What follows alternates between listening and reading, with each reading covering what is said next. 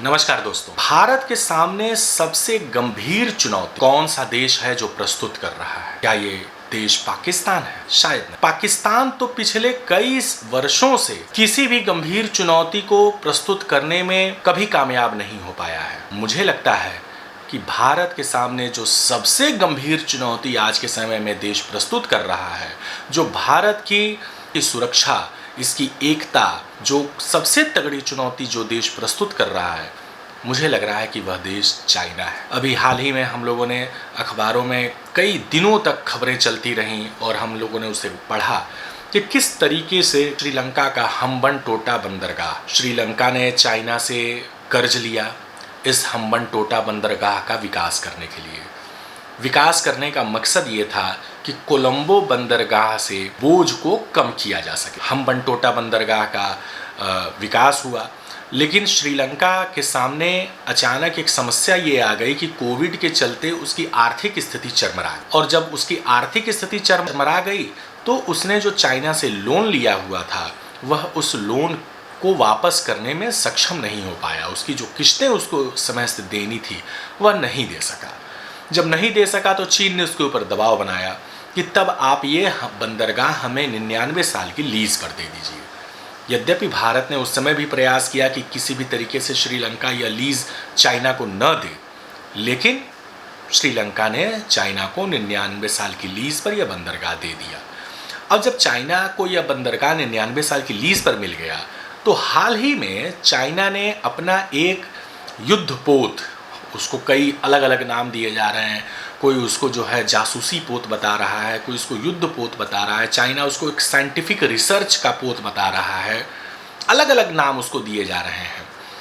उसका भारत ने विरोध किया कि यह युद्ध पोत हम्बनटोटा बंदरगाह पर नहीं आए। श्रीलंका पर उसने दबाव बनाया कि श्रीलंका उसको इस बंदरगाह पर आने से रोके।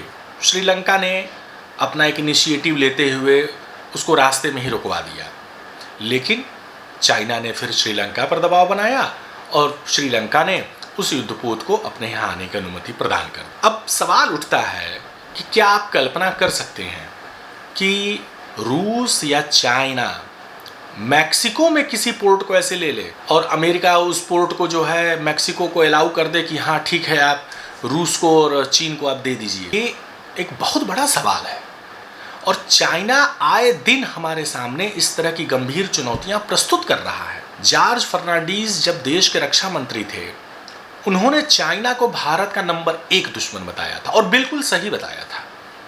पाकिस्तान उस स्थिति में नहीं है कि वह हमारे सामने कुछ इस तरह की समस्या पेश कर दे, लेकिन जब चाइना की बात आती है तो चाइना हमेशा भारत के सामने बहुत गंभीर समस्याएं प्रस्तुत करता आया है। जॉर्ज फर्नांडीज ने उसको यूं ही नहीं नंबर 1 दुश्मन बताया था और उसके बाद डोकलाम हो गया, यहाँ पर किस तरीके से चाइनीज सैनिक भारतीय सीमा में घुसा है और कितना बड़ा हिस्सा अरुणाचल प्रदेश का, सिक्किम का एक हिस्सा कहीं ना कहीं चाइना अपने कब्जे में किया हुआ है, जिसको भारत वापस प्राप्त नहीं कर पा रहा है। चाइना की, ग्रेटर चाइना की जो पॉलिसी है, वह भारत समेत इसके सभी पड़ोसी देशों को परेशान करती है, जो जिनकी भी सीमाएं चाइना से लगती हैं। चाइना की समस्या एक गंभीर समस्या है और भारत इस समस्या से पार नहीं पा रहा है।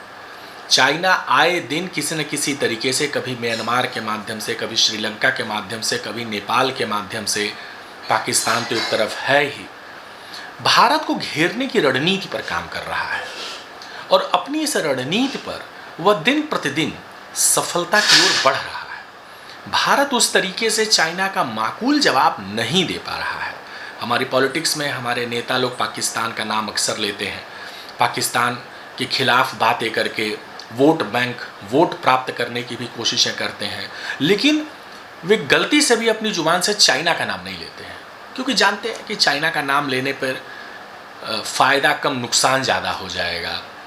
तो भारत के सामने ये एक बहुत गंभीर समस्या है और अब जब हम्बनटोटा बंदरगाह चाइना के पास है 99 साल की लीज पर, तो अब इस तरह के युद्धपोत आए दिन इंडियन ओशन में आते रहेंगे, हिंद महासागर में आते रहेंगे। श्रीलंका की स्थिति बड़ी महत्वपूर्ण है हिंद महासागर में, तो भारत को इस तरफ बड़ा ही सतर्क रहना पड़ेगा और उसको अंतर्राष्ट्रीय समुदाय में अब इस तरह का जनमत बनाने का प्रयास करना पड़ेगा कि चाइना की ये जो गतिविधियां हैं इस पर किसी भी तरीके से रोक लगाई जाए तो भारत के लिए चाइना एक बहुत ही गंभीर चुनौती प्रस्तुत कर रहा है।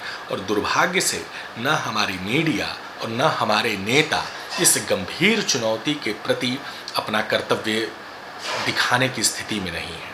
न मीडिया में इसकी बहुत चर्चा होती है, न हमारे नेता लोग चाइना के बारे में कोई भी एक शब्द बोलने को तैयार होता है। ये गंभीर स्थिति है।